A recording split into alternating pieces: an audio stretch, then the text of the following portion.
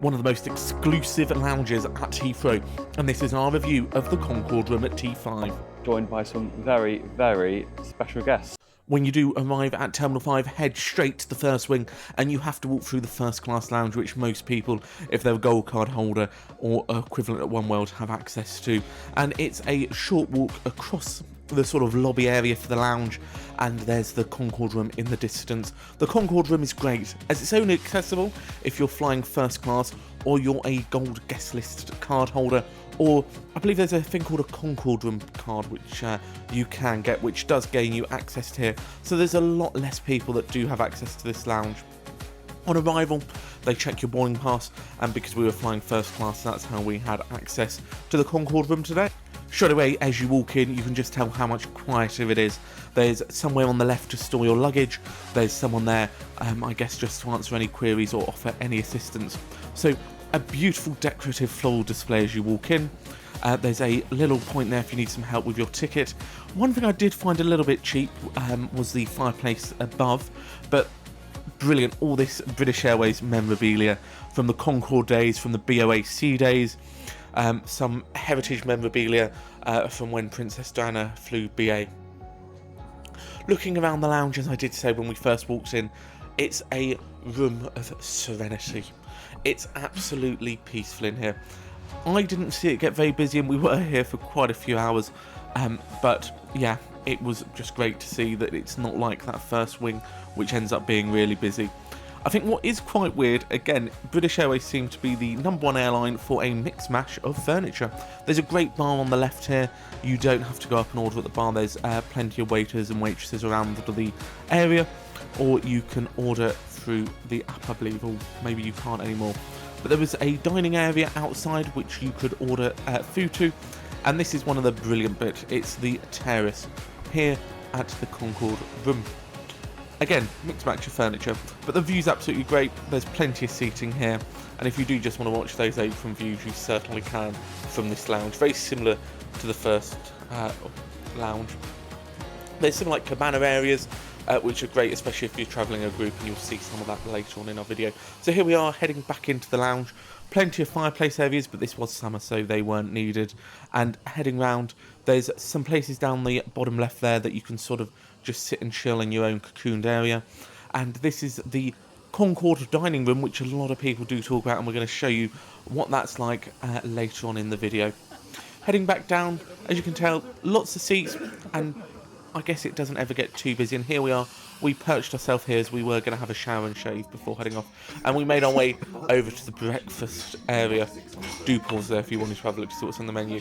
It was great. You sort of get your own little dining area. We had a little booth, and here is a marmalade drink, and Alex had a similar one as well. So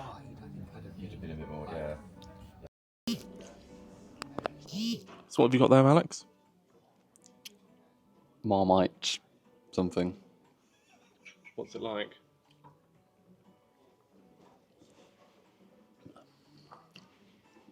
It's interesting, I think.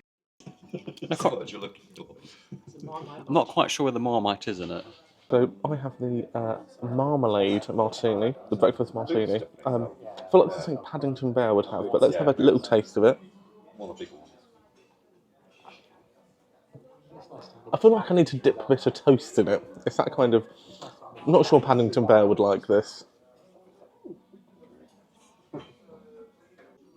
So I've gone for the bacon chop and egg. Alex has the full English.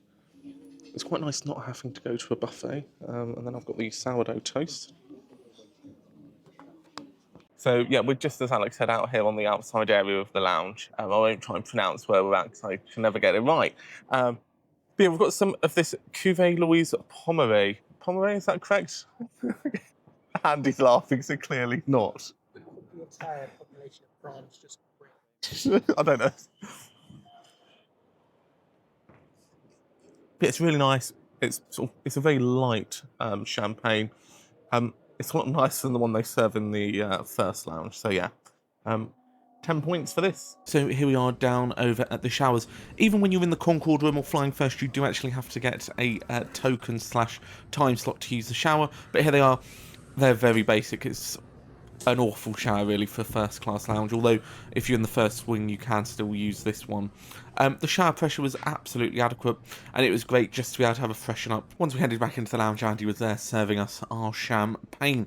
But let's head over for our dinner. Hello, so you join us for course 2, which is now, well, we've now moved on to the dining menu, which is, I think it's a lunch menu. I'm not sure if it's available in the evening or not, but I don't know. Maybe it is. Maybe you can let us know in the comments. And instead of a variety of jams, marmalades being set up, we've now got, and I've forgotten the name of it now, olive oil and butter. Balsamic vinegar, that was it. So Brennan will just pal around there and show you that now.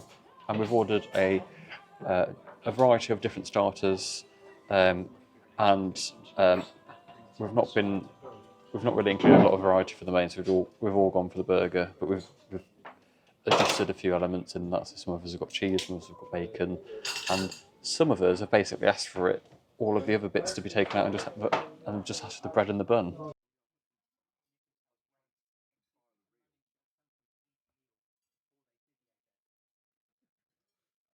So we have all ordered 4 Concorde burgers, however, only 3 have arrived. Ronan and Andy have demolished their burgers. Jamie is still on the chips, and, well, I don't really know where mine is, so I think at this rate it would be eating on board. So here we are, we've just finished our time in the Concorde Room here at London Heathrow Terminal 5. I've got to say, this feels very much like a premium lounge, which you would have in sort of a lot of Middle Eastern carriers for business class customers, more than first class customers. But for a UK-based airline, I think this is very good for a first class experience. Dining and breakfast was a lot better than lunch. Lunch, as you'd have seen in the video, was a little bit disappointing with Alex's not arriving. But the whole ambience of the venue is a lot nicer than in the first lounge, which is sometimes a bit like a zoo. What's your view, Alex, on it all? Yes, definitely more peaceful than the first class lounge here, and also the club lounge as well. But it is nice, I think, as always, to sit down and actually have food, and have kind of a waiter service. So definitely a plus there. But yes, a bit of a disappointment that my lunch or kind of burger didn't arrive. So, but to be fair, I've had enough food already, so I'm not complaining too much. But You're not wasting away. But if I did start in Heathrow and was here for lunch and didn't get a burger, then I probably would be quite disappointed, actually. Yeah, the champagne was nice. I'm looking forward to seeing what's on board like. But if you're interested in seeing what that first class flight looks like on the 777-300ER, do remember, do click that like and subscribe button, and you will see that video in the next few weeks. So see you there. Bye now.